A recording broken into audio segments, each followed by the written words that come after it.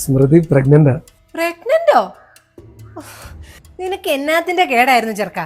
നിങ്ങൾ രണ്ടുപേരും ഇപ്പൊ ജോലിക്ക് പോകേണ്ട സമയമാ. ഞങ്ങൾ ഇത് തീരുമാനിച്ചു കഴിഞ്ഞു. അവൾ ലീവ് എടുക്കുക. എടാ, അവള് ഗൾഫിൽ പോകാൻ പേപ്പർ ശരിയാക്കിക്കൊണ്ടിരിക്കുവല്ലായിരുന്നോ?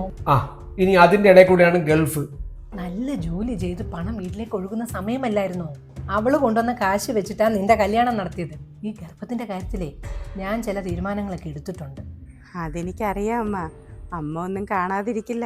അല്ല മോളെ, നീ ഗൾഫിൽ പോകാൻ നിൽക്കുവല്ലേ? അതിന്റെ ഇടയ്ക്ക് എന്തിനാ ഇത് ഉണ്ടാക്കി വെച്ചത്? അത് ഈ വീടിന്റെ ലോണ്, സീമയുടെ ശ്രീധനത്തിന്റെ ബാക്കി തുക, ഗർഭം, പ്രസവം, ഇതിനെല്ലാം കൂടി എത്ര രൂപ ചെലവാകുന്ന നീ വിചാരിച്ചിരിക്കുന്നത്? അതുകൊണ്ടേ ഈ കുഞ്ഞ് വേണോ വേണ്ടേന്ന് മോള് നല്ലപോലെ ഒന്ന് ആലോചിക്കുക. കുഞ്ഞിനെ വേണ്ടാന്ന് വെക്കാനുള്ള ഇവിടുത്തെ അധിക ചെലവൊന്നുമില്ല അമ്മ. സൂരജ് എന്നത് സമ്മതിക്കുകയില്ല. ഇവര് പ്രേമിച്ചായിരുന്നല്ലോ കല്യാണം കഴിച്ചത്. അതുകൊണ്ട് ഞങ്ങൾ കാര്യമായിട്ടൊന്നും അപ്പോഴും ചോദിച്ചില്ല.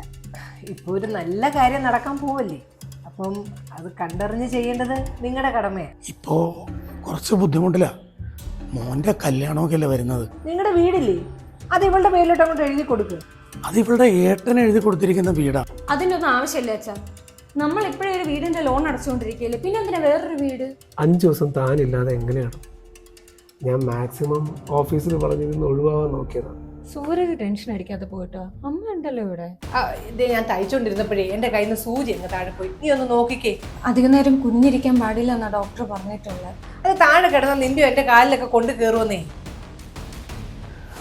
ഇവിടെ ഒന്നും ഇല്ല അമ്മ. സ്മൃതി, നീ നല്ലവണ്ണം നോക്ക്, അത് അവിടെ എവിടെയെങ്കിലും കാണും. നാളെ സീമയുടെ വീട്ടുകാരും കൂടി ഗുരുവായൂർ അമ്പലത്തിൽ പോകുന്നുണ്ട് തൊഴാനായിട്ട്. അവർക്കുള്ള ഫുഡ് നമുക്ക് ഇവിടെ നിന്ന് ഉണ്ടാക്കി കൊടുക്കാമേ. ഇതൊക്കെ കടയിൽ നിന്ന് മേടിച്ചാൽ പോരെ, ഇതൊക്കെ ചെയ്യുമ്പോൾ നമ്മുടെ ഊപ്പാട് വരും. അയ്യോ, കടയിൽ നിന്നൊന്നും മേടിക്കാൻ പറ്റൂല. ഞാനല്ലേ ഇതൊക്കെ ഉണ്ടാക്കി കൊടുത്തോണ്ടിരുന്നത്. നീയാണിപ്പോ ഇവിടെ ഉണ്ടല്ലോ, ജോലിക്കും കൂലിക്കും ഒന്നും പോകുന്നില്ലല്ലേ ഇപ്പൊ. എന്റെ മകള് സീമയുടെ വീടില്ലേ, അവിടേക്ക് എന്റെ മരുമകളുടെ കയ്യിൽ കുറച്ച് പലഹാരം കൊടുത്തു വിടാൻ. ഞാൻ വണ്ടി ഇട്ട് വരാം. പിന്നെ പോകുമ്പോഴേ ആ മുക്കൻ ജംഗ്ഷൻ വഴി ഷോർട്ട് കട്ട് എടുത്ത് തന്നെ പോകണം. അയ്യോ ചേച്ചി, അതുവഴി പോകാൻ പറ്റൂല, മൊത്തം കട്ടറാണ്. ഒന്നാമത് ഇവിടുത്തെ കുറച്ച് ഗർഭിണിയായിട്ടിരിക്കുകയല്ലേ, അപ്പൊ ഇതുവഴി പോയി കഴിഞ്ഞാൽ പണി കിട്ടും കേട്ടോ. ആ വഴിയെ കൂടെ തന്നെ കൊണ്ടുപോയാൽ മതി. ആ വഴിയെ പോയെന്ന് കണ്ടേ ഗർഭം ഒന്നും അലസി പോകത്തൊന്നുമില്ല.